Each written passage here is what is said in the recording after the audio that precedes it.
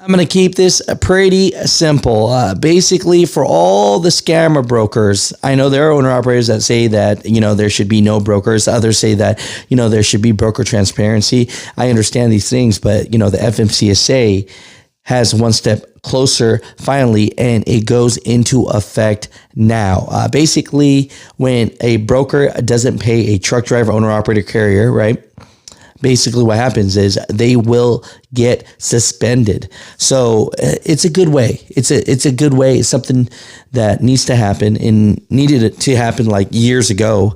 I think this is just a step in the right direction. There's more that needs to be done. Now, again, there's no disrespect to anyone that's doing business right, but for all the bad actors out there that have been, screwing over people, at least let's suspend and shut down these scammy fake brokerages. That's all I got to say. What's going on, Mutha Truckers? Welcome to Mutha Trucker News. Email us at muthatruckernews@gmail.com. So let's get into this right here. This new FMCSA rule has just went into effect January 16th. Now, we talked about this last November, and it's just one step closer to doing the right things for truck drivers, owner operators, and carriers. And what this rule was, if you don't remember, was back in November, FMCSA published a final rule regarding the financial responsibilities of brokers and freight forwarders. It says the rule limits a broker's asset types, immediately suspends a broker when the available financial security falls below $75,000, clarifies when a broker is insolvent, and adds civil penalties for violations. So pretty much if a broker refuses to pay the carrier for legitimate services rendered, will have their operating authority suspended and will be unable to continue incurring claims over time. FMCSA wrote, quote unquote, carriers will have more information to avoid contracting with unscrupulous brokers and could also receive payment for work completed in a more timely manner without use of proceedings. So overall, Mutha Truckers, it's crazy how, they don't even want to touch truck drivers if we don't have at least $750,000 or $1 million worth of cargo insurance. But yet, these brokers only need to have a surety bond of like $75,000. Right. And it shouldn't even go by that. I believe it should go by your activity. If you're doing millions of dollars in activity a day, they should take the average of that. And so it's one of those things where, it's just, it is craziness, right? It's one of those things where truck drivers and carriers always get screwed. Owner operators always get screwed.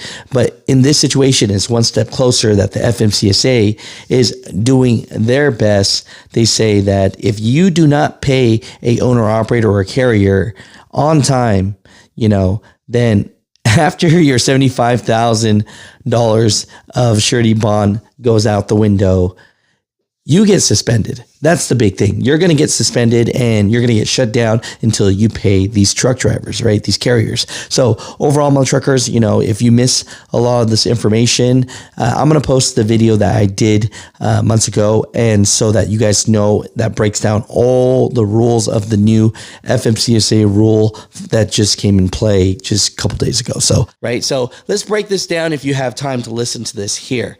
Right. It says in a final rule to be published in Federal Registered on November 16th of 2023, the FMCSA will toughen up financial security rules to better protect truckers from brokers who fail to pay them. All right. So here's a couple guidelines that they're going to go by. Right. There's 5 here, and I'm going to read through every single one of them. But I pretty much gave you the summary here.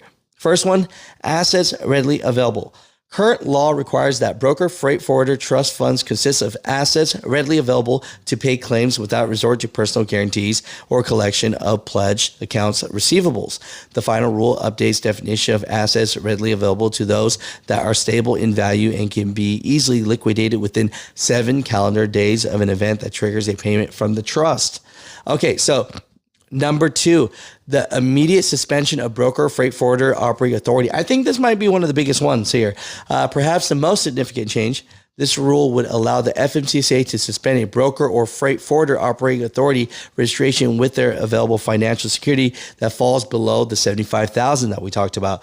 The available financial security could occur because a broker or freight forwarder consents to a drawdown, or if a broker or freight forwarder does not respond to a valid notice of claim from a surety or trust provider, or if a claim against a broker or freight forwarder is converted to a judgment. If the available financial security falls below $75,000 and the broker or freight forwarder does not replenish funds within 7 calendar days after the notice from the FMCSA, the agency will issue a notification of suspension of operating authority to broker or freight forwarder. Think that is actually a really good thing, but Mutha Truckers, comment down below. Sometimes more rules aren't the best thing for drivers. In this situation, do you think that this is going to help from freight brokers basically committing fraud against drivers and carriers by not paying them, right? Number 3, the surety or trust responsibilities in cases of broker, freight forwarder, financial failure, or insolvency. This rule requires that if surety trustee becomes aware that a broker or freight forwarder is experiencing financial failure, it must notify the FMCSA and initiate a cancellation of the financial responsibility. FMCSA will then publish a notice of failure in the FMCSA register. If the broker or freight forwarder subsequently cures the default and the surety company of financial institutions reinstates the bond or trust, or the broker or freight forwarder obtains a new bond or trust, FMCSA will lift the suspension notice and update the FMCSA register. Number 4, enforcement authority. The rule establishes FMCSA authority for the suspension of surety or trust fund providers' authority in certain circumstances. All right, so number 5 is a big one as well. Entities eligible to provide trust funds for brokers and freight forwarders. So in this rule, FMCSA removes the loan and finance companies from the list of providers eligible to serve as a trustee. So from this right here, it says loan and finance companies will now be prohibited from offering trusts unless they obtain certification to operate as another type of financial institution that remains on the list of eligible providers. So what I'm hearing from this right here is, right now as it goes, if you have to get $75,000 on a surety bond for claims that you might have to pay to drivers, right now they let you get a loan on that, right? And so it sounds like to me they're not going to let brokers get a loan on that $75,000.